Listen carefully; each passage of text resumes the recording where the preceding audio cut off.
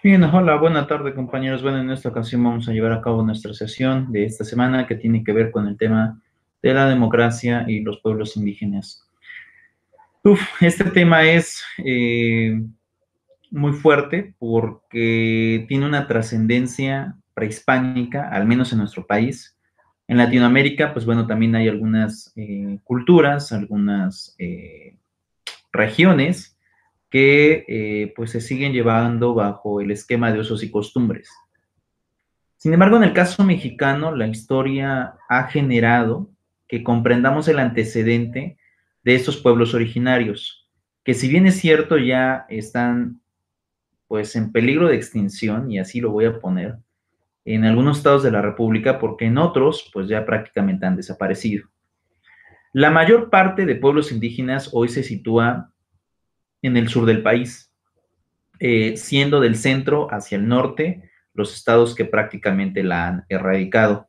Y bajo este concepto he de decir que el tema de los derechos indígenas implica incluso el poder respetar sus autoformas de gobierno, que en muchas ocasiones no son como originalmente las comprendemos bajo el sistema electoral. Hay muchos cambios y pues también de región en región pueden cambiar esos usos y costumbres y esa forma de concepción de cuál debe ser el comportamiento de las personas dentro de una comunidad indígena determinada. En el caso de Puebla, ya son muy pocos también los municipios que aún albergan pueblos originarios. Sin embargo, en realidad todavía quedan algunos, aunque prácticamente son muy escasos. Es importante recordar lo siguiente: cuando hablamos acerca de pueblos indígenas, no nos estamos refiriendo a la cuestión de hablar de poblaciones rurales. Eso es algo completamente diferente, ¿no? Porque normalmente hoy comprendemos una población urbana y una población rural. La urbana, pues, son las ciudades y la rural son aquellos lugares en donde, pues, todavía faltan algunos servicios. Sin embargo, ya están también culturalizados, ya hay como que un estilo de vida que los aleja completamente de los indigenismos. En el caso de los pueblos indígenas, todavía son comunidades que siguen rigiendo su forma de pensar, su comportamiento, su forma de gobierno, su forma de elección incluso, a través de lo que aprendieron o de lo que han pasado en conocimiento de generación en generación desde la época prehispánica. Y aquí es muy importante recordar lo siguiente: el México prehispánico, o bueno, mejor dicho, Mesoamérica prehispánico, porque en realidad México se crea después de 1810 y antes de 1810 era la Nueva España y antes de eso era Mesoamérica, ¿no? O sea, en realidad todavía no se comprendía al país como tal. Y una de las cosas muy importantes que en este esquema se manejan es que al menos durante lo que existía como territorio nacional, pues existían muchas culturas, ¿no? Es más, los españoles cuando llegan a la Villa Rica de la Veracruz, pero es importante recordar que ellos primero desembarcan en Tabasco, y esta región de la península de Yucatán, ¿no? Pues ellos se encuentran también a otras culturas, ¿no? Y para empezar a comprender los liderazgos culturales, también es importante recordar cómo es que estas culturas tenían su propia forma de gobierno, ¿no? Por ejemplo, a mí me resulta muy interesante cuando hablamos o cuando estudiamos acerca de los mayas. Los mayas tenían una especie de división de ciudades y a pesar de que o de que todas esas ciudades pertenecían a la misma cultura, que es la cultura maya, cada una tenía una forma de gobierno, es decir, no tenían como que un líder máximo. Eso es algo muy interesante, ¿no? Es decir, compartían costumbres, compartían obviamente doctrina, compartían esquemas políticos en algunas cosas. Sin embargo, a pesar de que eran de la misma cultura, no todos se regían bajo el liderazgo único, sino que existían diferentes liderazgos en las diferentes ciudades, ¿no? Y bueno, la cultura maya es muy extensa, ¿no? Hablamos de la península de Yucatán, Campeche, Quintana Roo, una parte de Chiapas, ¿no? Y bueno, toda esta región que de alguna forma detonó también una cultura muy grande. Y bueno, para ellos era muy, muy importante el tema de la educación. Y recuerden ustedes que los mayas eran unos expertos en astronomía, aún y a pesar de que no tenían la tecnología que hoy tenemos, ¿no? Por ejemplo, hoy ocupamos telescopios y bueno, y más artefactos, ¿no? Y a lo mejor para aquellas agencias de investigaciones o para aquellos que estudian algo acerca de eso, pues hay un conocimiento ya, pero con la utilización de aparatos.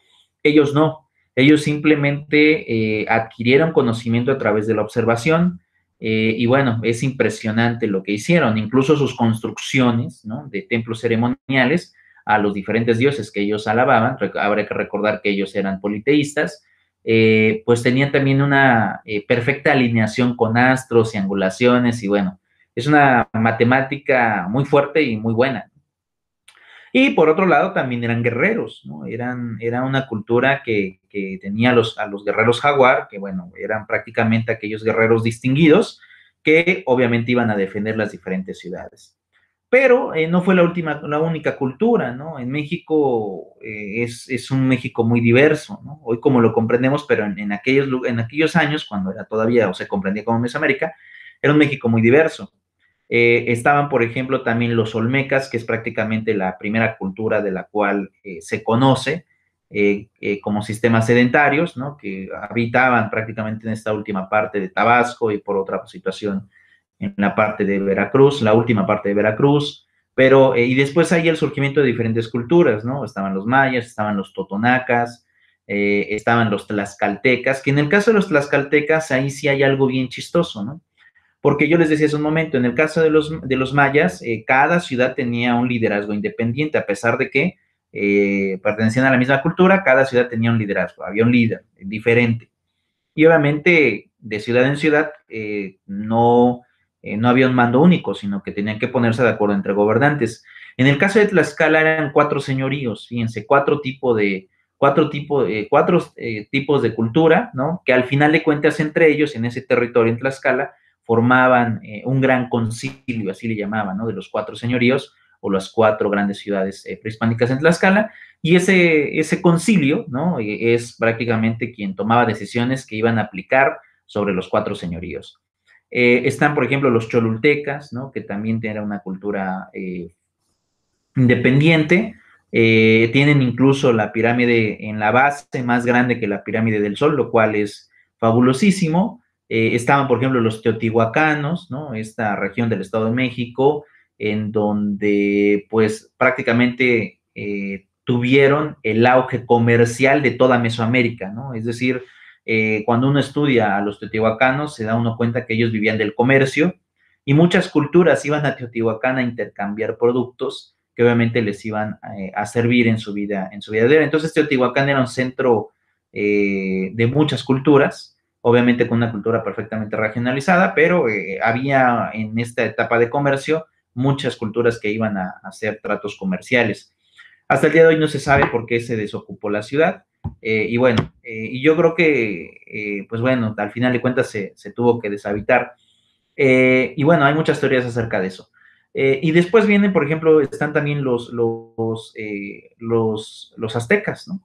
Y bueno, los aztecas ellos eran militares, ¿no? Tenían al caballero Águila, pero también su historia es interesante. Cuando uno estudia, ellos creían que, por ejemplo, el sol y la luna, que eran los dioses que ellos alababan, pues habían surgido de la ciudad de los dioses, que para ellos era Teotihuacán, porque habría que recordar que los teotihuacanos fueron como 300 años antes de los aztecas. Entonces los aztecas creían que los dioses se habían formado en Teotihuacán. Era una parte muy, muy, muy bonita.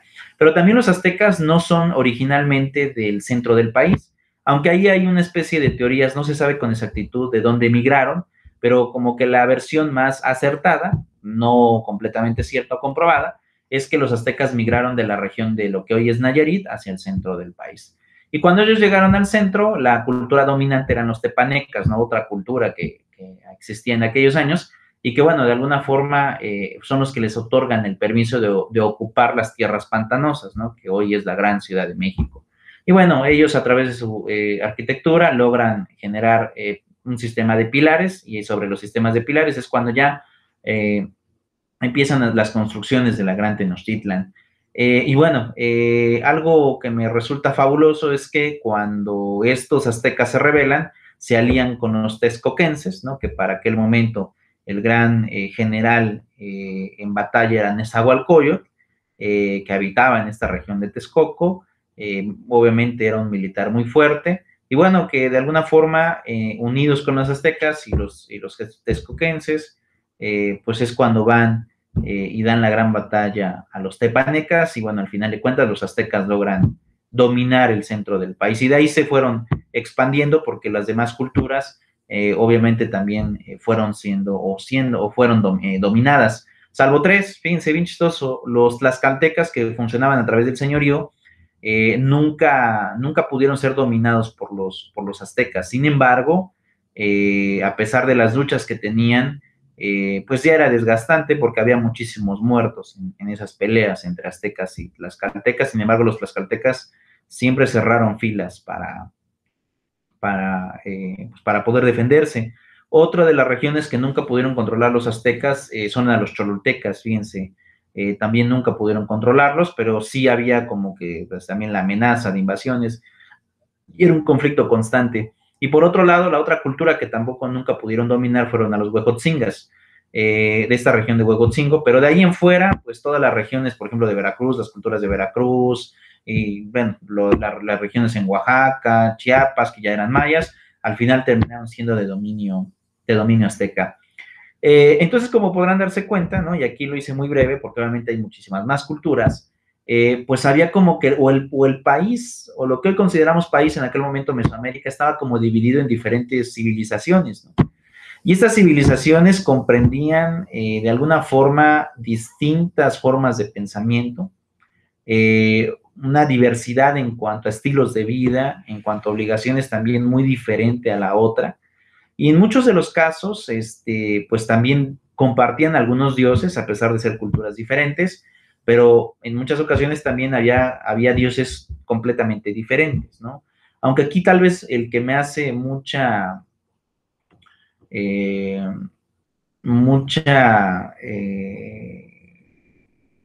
tal vez curiosidad, es que la mayoría de culturas alababan a un dios, y era el dios Quetzalcóatl. Y si ustedes estudian la historia del universo o la creación del hombre bajo el esquema incluso azteca, con el esquema maya, ¿no? Hay una gran diferencia, ¿no? En el sistema, azteca, se cree que Huitzilopochtli, junto con Quetzalcóatl, son quienes crean al hombre y al mundo, ¿no? Estos dos grandes dioses que eran hijos de Nacatecutli, el dios pues el papá de Huitzilopochtli y de Quetzalcóatl, es pero al final de cuentas ellos son quienes logran crear al hombre. Y en el caso de la cultura maya, cuando uno lee el Popol Vuh, que es otro libro también interesantísimo, el Popol Vuh no habla acerca de eso, ¿no? El Popol Vuh habla acerca de que existían dos guerreros jaguares que viajan a una especie como de infierno o inframundo, ¿no? Como ellos lo describían, ocupaban otro nombre, es que cambia. Por ejemplo, a lo mejor el infierno o el inframundo en los aztecas era llamado como este,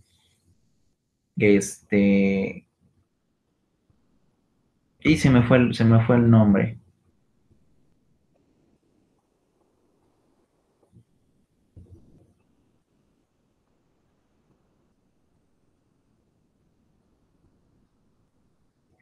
Se llamaba,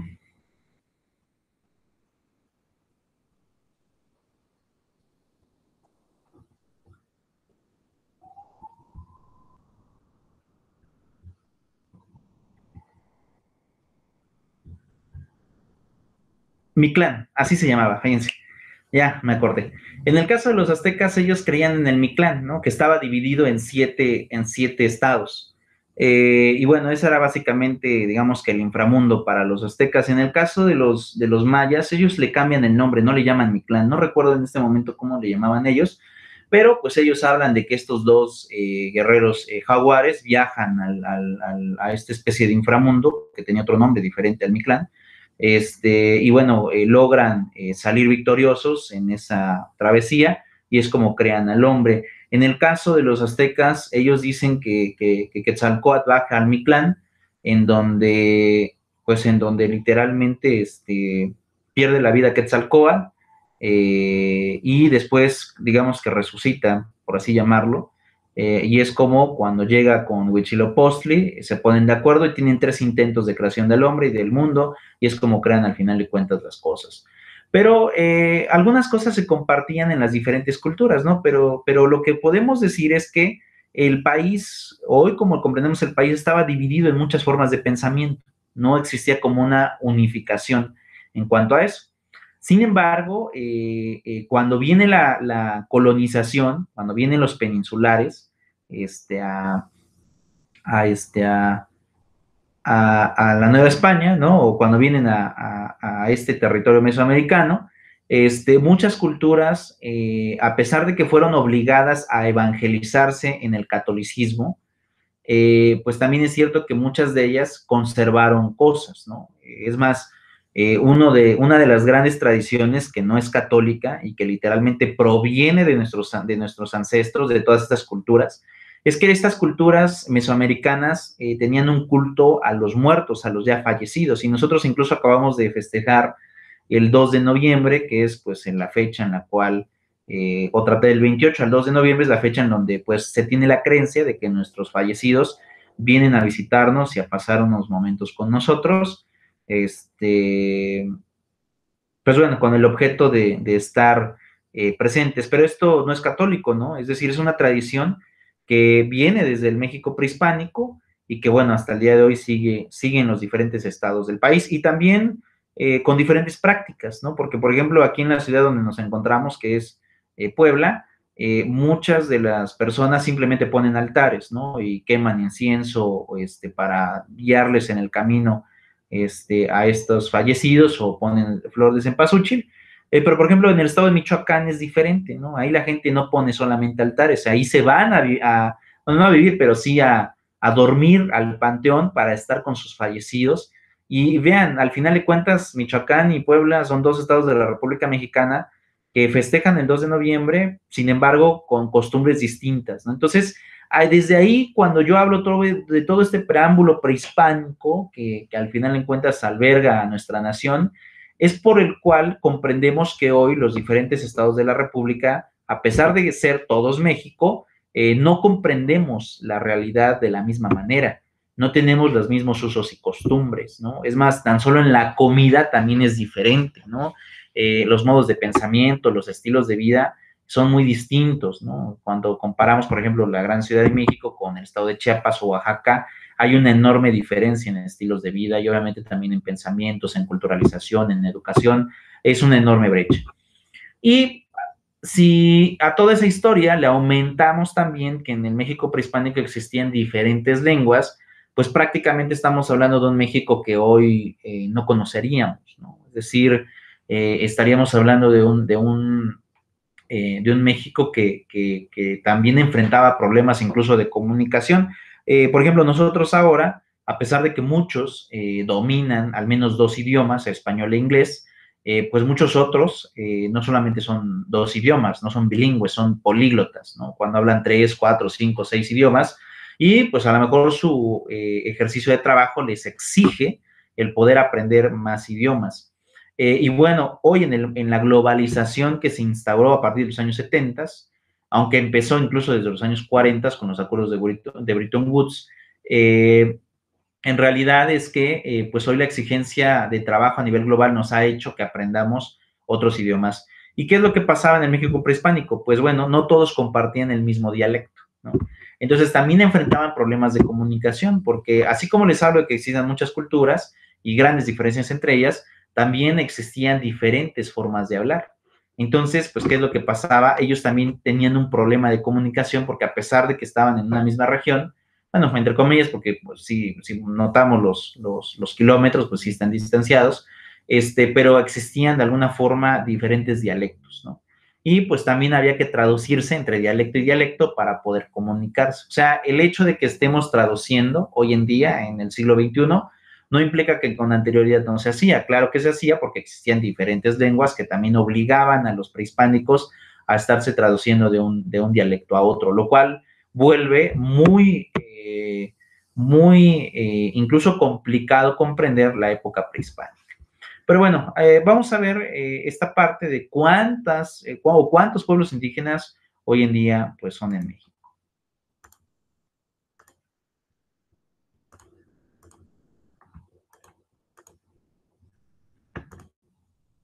Hoy, 9 de agosto, se celebra el Día Internacional de los Pueblos Indígenas, que de acuerdo con cifras de la ONU, alcanza el 5% de la población mundial. Los indígenas se ubican al menos en 90 países y México es uno de los que más poblaciones tiene. Vamos a ver cómo se distribuyen en la siguiente infografía. Según cifras del INEGI, hasta 2010 había una población de 15.7 millones de indígenas en México, repartidos en 56 grupos étnicos.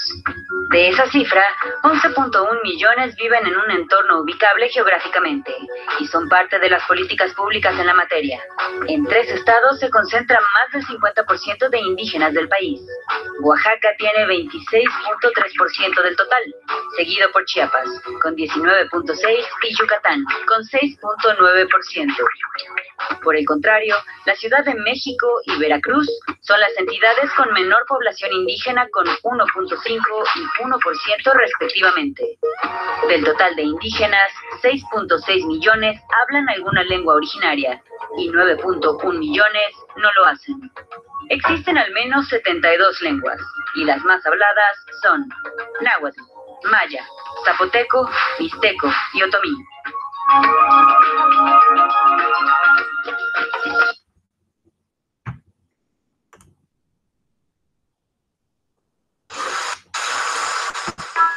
¿Quieres que esta sensación de limpieza refrescante te acompañe durante el día? Prueba esto era lo que quería. Pausa y regreso con ustedes. ¿Qué es lo que pasa entonces ante esta situación?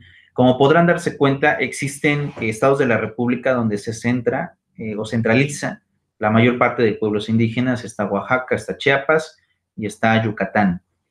Prácticamente la península perteneciente a la cultura maya, y bueno, algunas otras que quedan remanentes en el centro del país. Es importante recordar que, bueno, ellos manifiestan que la Ciudad de México y Veracruz son los que ya menos población indígena tienen. Hay algunos estados que ya de plano no tienen, pero fíjense, la Ciudad de México todavía tiene algunos pueblos indígenas. Ustedes se preguntarán si han viajado a la Ciudad de México, en dónde se encuentran estos pueblos originarios, porque cuando uno va a la Ciudad de México, lo que ve uno en las diferentes zonas de la capital son edificios enormes, ¿no? Una capitalización fabulosísima, estilos de vida también muy excéntricos, pero hay alcaldías que no están tan urbanizadas como las del centro, y principalmente son dos las que están, pues podemos decir, al sur, que es Tláhuac, pero creo que la más,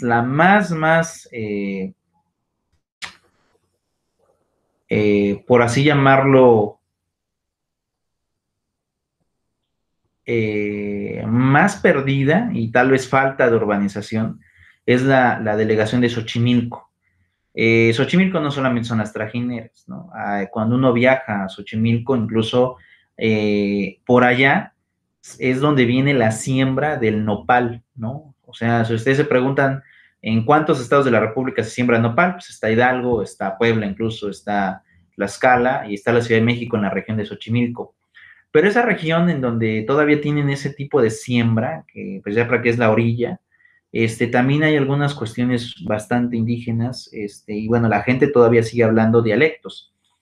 Es importante recordar que, como les decía, el dialecto que más se ocupa en el centro del país era el náhuatl. Incluso Puebla, cuando uno viene a la región, a algunas regiones de Puebla, sobre todo San Francisco de Totimihuacán o por ejemplo, Canoa, que todavía es una junta auxiliar del municipio de Puebla, la gente está muy acostumbrada a hablar náhuatl, ¿no? Esta lengua original de los aztecas. O sea, imagínense ya cuántos años pasaron, si la conquista se dio en 1512, hasta el día de hoy, que estamos en 2020, pues todos esos años se ha pasado el conocimiento de boca en boca. Pero, pues una cosa es que se logren ocupar los dialectos y otra cosa es que se sigan ocupando los regionalismos. las formas de comprensión y las costumbres que de alguna forma pues van pasando a lo largo del tiempo. Y bueno, sobre esta situación, creo que si queremos encontrar aún pueblos originarios viviendo en estados pues muy regionales, pues sí tendremos que viajar a Oaxaca, Chiapas y Yucatán, aunque creo que a pesar de que Oaxaca es quien más alberga estos pueblos indígenas, yo seré sincero, yo conozco una parte de Oaxaca, no conozco todo. En el caso de Chiapas sí conozco prácticamente todo el estado.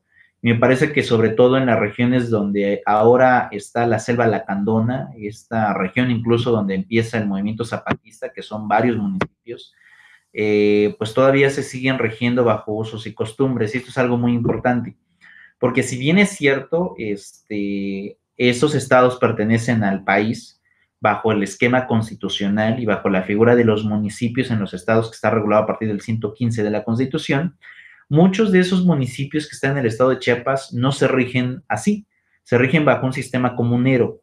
Incluso también tienen impacto en el sistema electoral de nombrar a sus presidentes municipales. Y bueno, ellos logran crear un gran concilio y en el concilio toman las decisiones para los municipios, cosa que pues no va acorde al texto constitucional, porque el texto constitucional te dice que debe existir un presidente municipal, debe existir regidores y debe existir un cabildo donde se tomen las decisiones de los municipios, pero en esos estados de la República no se llevan así. En esos estados se junta la gente y bueno, ahí es donde nombran a un representante que es el presidente municipal, pero las decisiones del presidente municipal tienen que ser aclaradas porque él tiene que rendirle cuentas a la comunidad de lo que hizo, incluso de los negocios que se llevan a cabo en algunas comunidades. Se tiene que dar participación o de las ganancias tiene que tener un impacto en toda la población cuando son regímenes comuneros, ¿no? Entonces eso también impacta. En el estado de Chiapas, en la región que yo les platicaba, que es pues de influencia zapatista, yo sé que muchos de ustedes dirán, es que los zapatistas con Marcos, ¿no? Surgieron en 1994, ya tiene muchísimos años, ¿no? Pero aunque no lo crean, todavía existen y incluso en esos municipios se prohíbe la entrada a policía federal, policía municipal, ejército y demás, ¿no? O sea, son municipios que de alguna forma tienen su propia forma de autorregulación y su propio sistema sancionador, porque normalmente nosotros comprendemos que si alguien comete un delito, tiene que cumplir pena en base a las leyes que en este caso establecen el Código Penal o las leyes especiales. Pero en el caso de ellos no, en el caso de ellos se llevan como a través de juicios sumarísimos, es decir, se expone al delincuente ante un jurado, y al final el jurado es quien declama la pena. Es diferente, vamos, existen muchas formas de comprensión en cuanto a los sistemas de los pueblos indígenas, y es por eso que el poder, como lo comprendemos hoy, en base a un sistema democrático, que tiene que ver en ir a las urnas, en elegir a los presidentes municipales, en los regidores, en los pueblos indígenas esto no se cumple. En realidad, en los pueblos indígenas lo que se lleva a cabo es la democracia directa. ¿Y en qué consiste la democracia directa? Eligen a un representante, la gente, que obviamente no es mucha, vota y al final de cuentas se elige al representante. Entonces, es muy distinto cómo se vive en aquellas regiones del país que distan los estilos de vida a los que tenemos en las ciudades, ¿no? Porque, por ejemplo, incluso un estilo de vida que podría hoy decir actualmente en el siglo XXI es lo que estamos haciendo en estos momentos, ¿no? Teniendo educación a través de sistemas electrónicos. Cuando tú viajas a esas zonas del país, los sistemas electrónicos no son tan ocupados, ¿no? Es más, muchas de esas zonas ni siquiera tienen acceso a Internet, ¿no? Con eso les digo todo. Y si nos vamos hacia algunos otros estados, a lo mejor no son pueblos indígenas, pero son pueblos rurales o comunidades rurales que están muy alejados también de la vida urbanizada, ¿no? Si nos vamos, por ejemplo, a Sinaloa, a Sonora, a Durango, ¿no? Que en muchos de estos estados de la República se vive una realidad también muy distinta a la que vivimos en las grandes ciudades, las 4 más grandes, Ciudad de México, Monterrey, Nuevo León, Guadalajara, Jalisco y obviamente Puebla en el estado de Puebla. Hay un cambio demencial cuando uno viaja. Es más, incluso cuando uno viaja a los diferentes municipios que no son de la capital del estado en donde nos encontramos, es cuando nos damos cuenta de las grandes diferencias y del gran atraso que existe en realidad en el país. Porque en las ciudades, pues a lo mejor estamos muy acostumbrados, incluso a algo muy básico en el sistema de transporte, ¿no? Así puedas tomar tu combi, es algo muy urbanizado, en donde pues viajas de un punto a punto y ahí transbordas y vas a otro lugar. Mientras que en las comunidades indígenas que se llevan bajo sistemas comuneros o bajo un sistema, el tomar una combi implica viajar, ¿no? ciertas distancias para poder llegar a otra. Y no hay este sistema, no es tan grande el sistema de transporte. En muchos lugares de México ni siquiera existen los bancos o los cajeros, ¿no? Muchos no llegan a internet, es decir, es un estilo de vida completamente distinto. Ahora, vamos a analizar esta situación porque también es muy importante. El propio texto constitucional en el artículo 2 manifiesta la gran diversidad del México multicultural, así lo establece en este caso la Constitución, y reconoce la autonomía también y las formas de gobierno de los pueblos indígenas. Y también habla acerca de los derechos indígenas, ¿no? Sin embargo, dentro de esos derechos indígenas, que hoy también son considerados derechos humanos de tercera generación, se establece que algunas costumbres no pueden ser consideradas como derechos indígenas porque atentan incluso contra la normativa constitucional. Ahora, vamos a ver cuál es la definición que de alguna forma tiene la propia Comisión la Comisión Internacional de Derechos Humanos sobre los Pueblos Indígenas. Vean, dice, a pesar de la premisa personal que postula el autor en este trabajo, como se explica en párrafos posteriores, a fin de mejorar, comprender la situación, naturaleza y conceptualización de los pueblos y comunidades indígenas en México, resulta de especial importancia tener presente que para la Comisión Interamericana de Derechos Humanos, los pueblos indígenas de América se pueden clasificar en tres grandes. Uno, pueblos indígenas de aislamiento voluntario, ¿no? Aquellos que deciden por propia voluntad no pertenecer a los sistemas federalistas que se establecen en el texto constitucional, y era, por ejemplo, en este caso yo les decía, los pueblos zapatistas de la región de Chiapas. También tenemos a los pueblos indígenas de un contacto inicial, aquellos que de alguna forma sí tienen contacto con las urbanizaciones o con las comunidades rurales, ¿no? Sí hay un contacto. Y tenemos un sistema mixto, ¿no? Es decir, los pueblos indígenas que de alguna forma están en aislamiento voluntario y de contacto inicial, con la única finalidad de tener a la cita fiel en lo conceptualizado por la CIDH, a fin de evitar alguna posible distorsión de la interpretación, no obstante, el riesgo de incurrir en exceso de la cita literal. Vamos a ver qué es lo que pasa. Los pueblos indígenas en situación de aislamiento voluntario son pueblos o segmentos de pueblos indígenas que no mantienen contactos sostenidos con la población mayoritaria no indígena y que suelen rehuir de todo tipo de contacto con personas ajenas a su pueblo. Era lo que yo les decía, ¿no? En el caso de los pueblos zapatistas en Chiapas, ellos manifiestan no permitir la entrada a policía, ¿no? Imagínense que no permiten que entre la policía, que entre el ejército, policía federal, y obviamente también incluso como que no ven también a los turistas, ¿no? Si bien es cierto que les permiten ingresar, el contacto con los turistas también es demasiado limitado y desde que entra se les establece de alguna forma como limitantes de cosas que pueden hacer y cosas que no. Y obviamente esto implica un doble esfuerzo porque esto genera que las propias poblaciones vivan bajo su propia conceptualización. Tenemos a los pueblos indígenas en contacto inicial. Los pueblos indígenas en situación de contacto inicial son pueblos o segmentos de pueblos indígenas que mantienen un contacto intermitente o esporádico con la población mayoritaria no indígena. O sea, las urbanizaciones, a eso se refiere. Por lo general referido a aquellos que han iniciado un proceso de contacto recientemente, ¿no? Que aquí ya podemos hablar de muchas regiones del país en donde pues hay pueblos indígenas, pero que sí tienen contacto, ¿no? Por ejemplo, yo les hablaría, por ejemplo, de la región de Catemaco en Veracruz, que pues, si bien es cierto, todavía se rigen bajo sus y costumbres, ellos les gusta mucho el poder tener a los turistas, ¿no? Y es más, generan de este turismo incluso su estilo de vida. Entonces, estas regiones, que todavía son pueblos originarios, pues mantienen aislamiento, pero sí hay contacto, les gusta el contacto porque de ese contacto ellos logran mantener sus economías. Y tenemos a los pueblos indígenas en aislamiento voluntario y contacto inicial, ¿no? En el que en el continente americano se sabe de la presencia de pueblos indígenas en situación de aislamiento voluntario o en contacto inicial, que es Bolivia, Brasil, Colombia, Ecuador, Paraguay, Perú y Venezuela. También hay indicios de su presencia en Guayana y Surinam, ¿no? Es decir, en el caso de México, como que de alguna forma estos pueblos, pues ya como que no son tan bien vistos o no son tan frecuentes, pero en Venezuela, en Sudamérica todavía hay algunos que existen aislamiento, pero que también permiten el contacto entre pues en estas urbanizaciones, ¿no?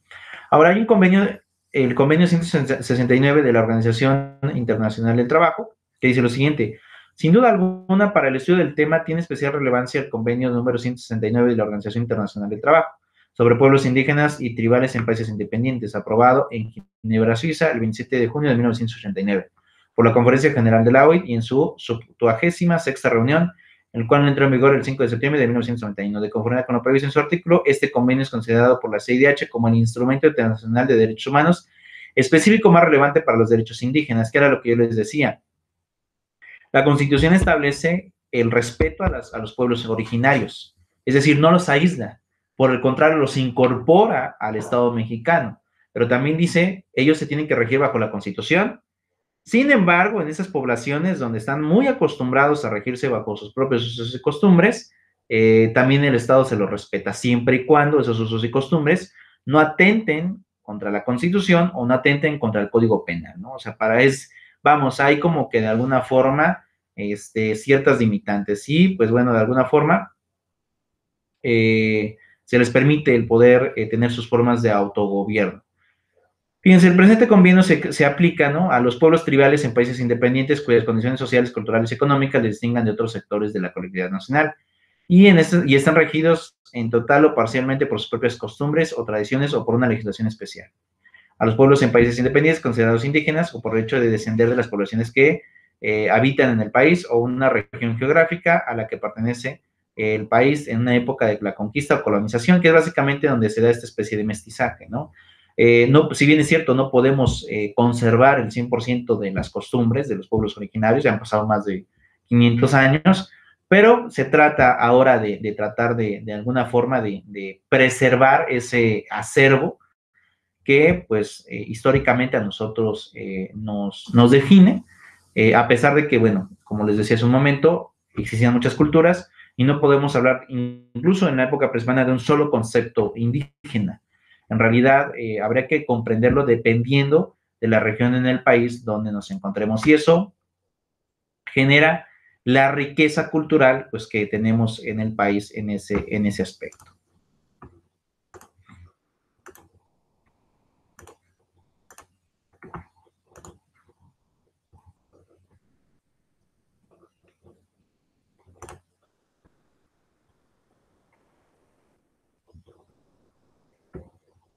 ¿Quieres llegar a casa sin que se te rompan los huevos? Pide un Didi.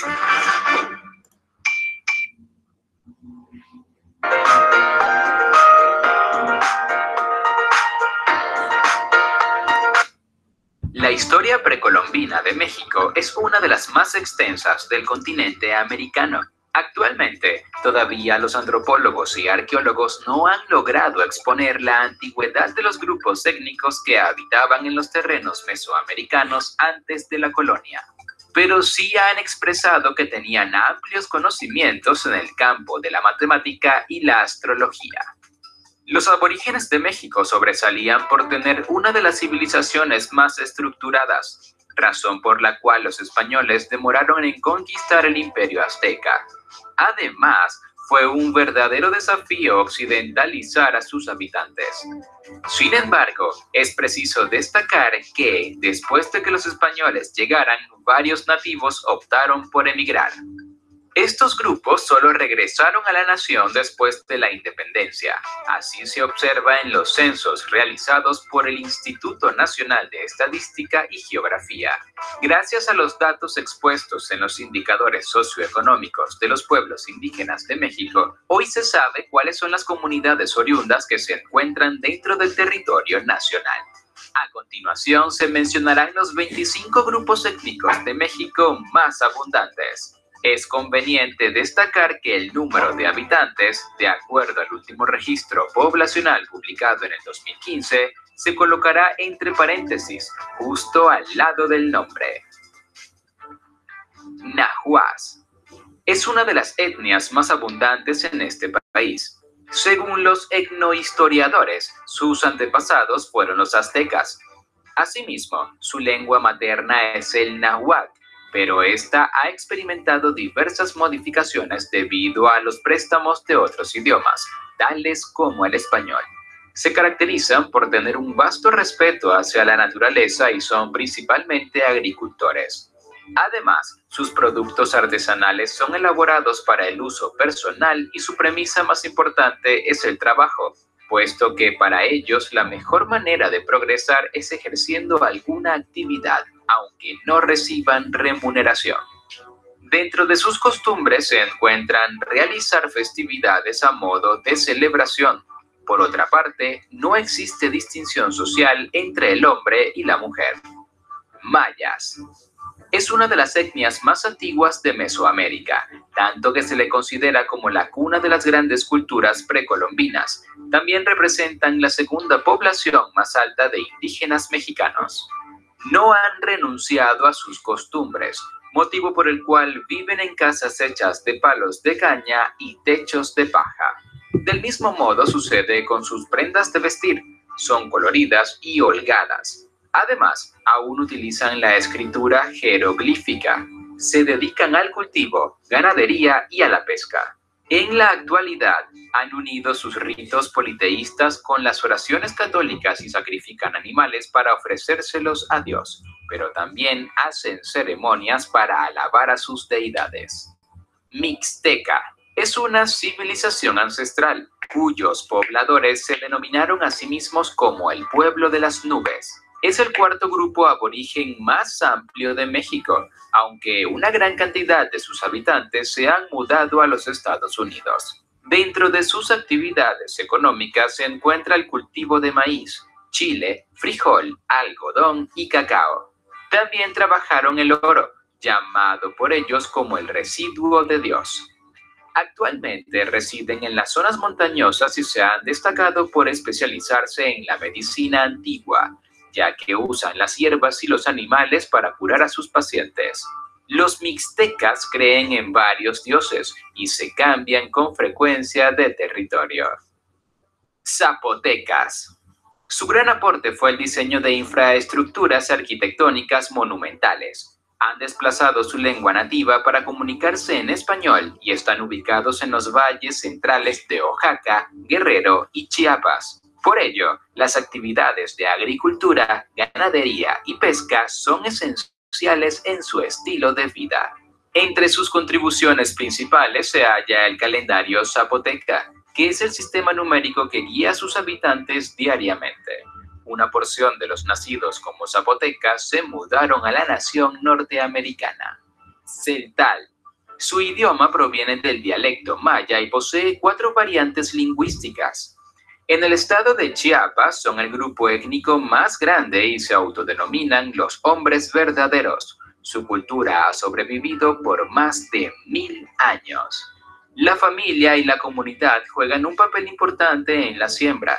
Además, el trabajo en equipo permite que vivan en armonía. Su filosofía se basa en el respeto y piensan que es relevante esforzarse y obtener como única ganancia la experiencia. De igual forma, creen que la humildad y la moralidad son los motores que impulsan al mundo. Otomí. Dominan 2 lenguajes, el otomí y el español. Se dedican a la ganadería, agricultura y artesanía. El fin de estos nativos es intercambiar sus productos por hilos para tejer y pinturas. Esta tribu sobresale porque sus miembros continúan elaborando sus propias prendas. La vestimenta de las mujeres está constituida por un vestido largo bordado con figuras geométricas, mientras que los hombres suelen llevar pantalones holgados, camisas de manga larga y un pañuelo que se colocan en el cuello, el cual desciende hasta la espalda. Vender en internet no es nada del otro mundo y yo no lo inventé. Yo te voy a enseñar un modelo de negocio comprobado. Tzotzil. Los tzotziles se ubican en los valles de Chiapas. Su lengua y sus costumbres derivan de la etnia maya. Estos aborígenes creen que los individuos tienen 2 almas. La primera es espiritual y está unida al corazón. La segunda es animal y determina el carácter del ser. Los tzotziles piensan que para poder vivir en equilibrio deben permanecer con esas 2 almas unidas. Si no, consideran que han muerto. Para ellos, la familia es el núcleo de todas las relaciones socioeconómicas. Totonacas.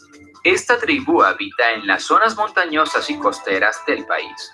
Hace un siglo eran considerados los primeros fabricantes de vainilla y chile. En cuanto a la dieta, los totonacas se caracterizan por ser carnívoros. Se dedican a la caza de animales como ranas, zarigüeyas, armadillos y practican la pesca de tiburones. También se alimentan de frutas y no consumen el maíz cultivado, sino que lo comercializan. Sus vestidos son tejidos y bordados, mientras que el peinado de las mujeres consiste en trenzas ornamentadas con plumas. En cuanto a las damas de la nobleza, estas usan un poncho triangular. Mazahua.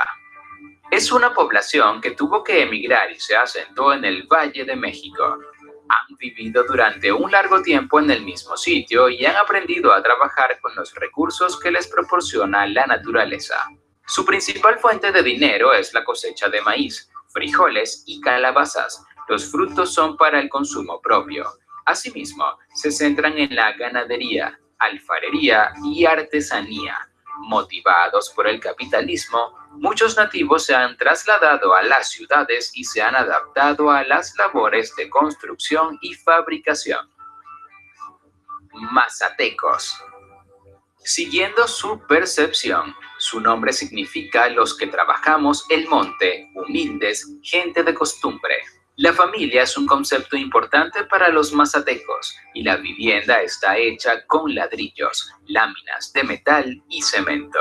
Emplean plantas medicinales para curar enfermedades graves o contraídas por envidia y hechicería. Además, utilizan distintos hongos. Se subdividen en 3 regiones: templada, fría y caliente. De acuerdo al clima, se enfocan en la siembra de café, maíz, arroz, piñas y ajonjolí. El sistema económico se basa en la agricultura y la pesca. Siguen la religión católica, aunque creen en la existencia de múltiples divinidades. Chol. Esta es otra de las culturas que deriva de la etnia maya. Habitan en la región norte del territorio de Chiapas y se destacan por realizar actividades agrícolas. Para esta tribu, la tierra es la madre de la vida, motivo por el que realizan numerosas ceremonias al momento de cultivar. Otro factor fundamental es que piensan que las enfermedades son castigos por el maltrato a la tierra.